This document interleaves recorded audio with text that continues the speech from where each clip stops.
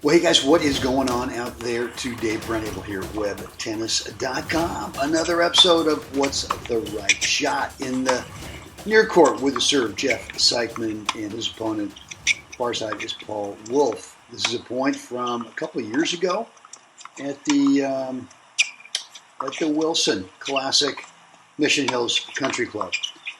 And I'm going to freeze the video here in just a second. In fact, it's going to happen right about here. And let me slow it down frame by frame. And this is pretty much where we stopped it. And it is a little tough to see Paul's racket, his racket face.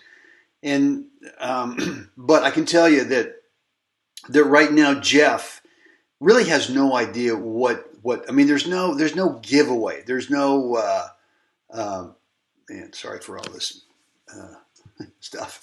Anyway, there's no giveaway from Paul's racket setup to what he's about to do.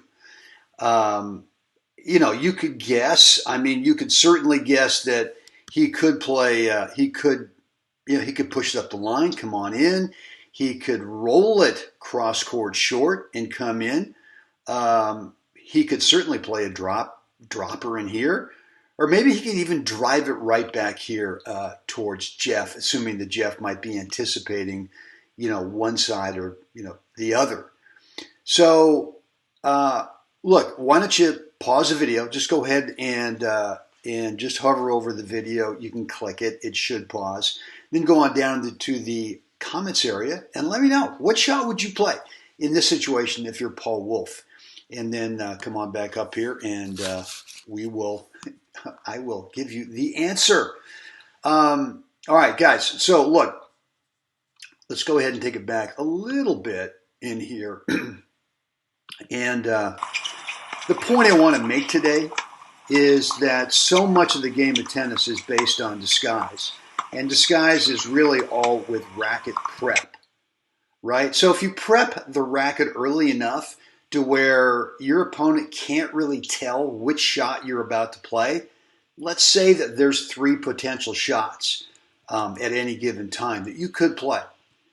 And that's really such a great strategy because it helps, or I should say, it stops your opponent from really being able to anticipate, other than if they know what you're going to do every time, right?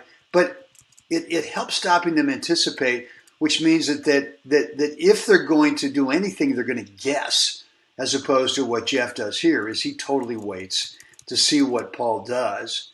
And as you can see, I mean, what does Jeff do? Watch Jeff's feet here before Paul makes contact. What does he do? Well, he actually looks like he was thinking Paul would go cross court.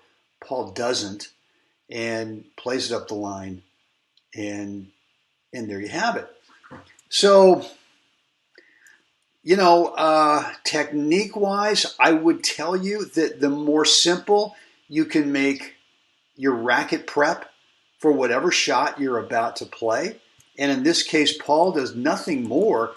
Does he go and wrap the racket around his back for a forehand? No.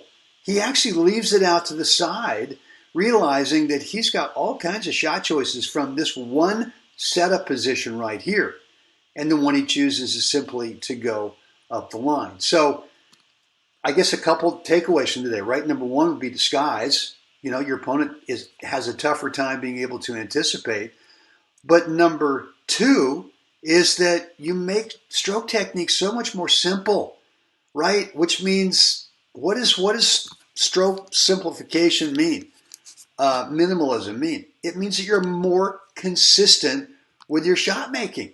It's as simple as that. And Paul makes this thing look pretty easy. And even if Jeff gets to it, what's the best he's going to do? He's just going to lob it, right? So there you have it.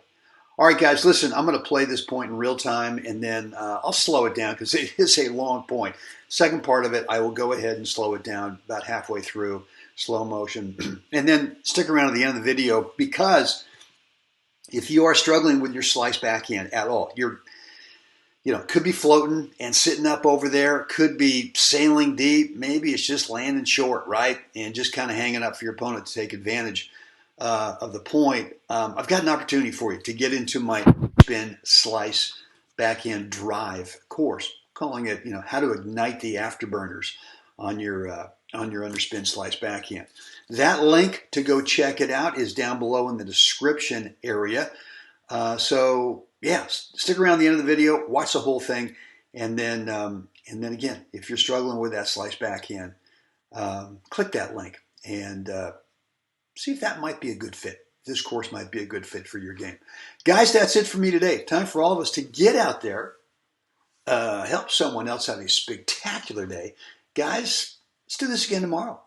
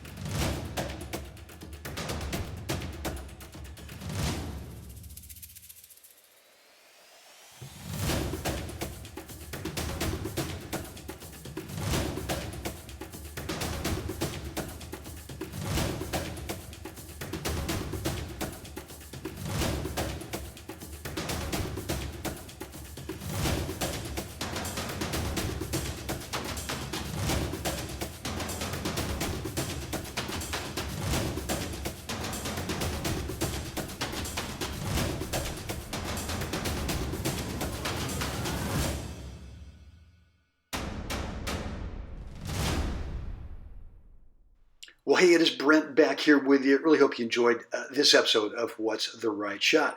What I've got for you is an opportunity to get into my slice backhand drive course, which is going to show you the 3 habits that you need to build. Any skill level player can do this, but yeah, you do have to build these habits if you want to be able to drive your slice backhand with consistency so that it no longer sits up or floats over there for that opponent to take advantage of it.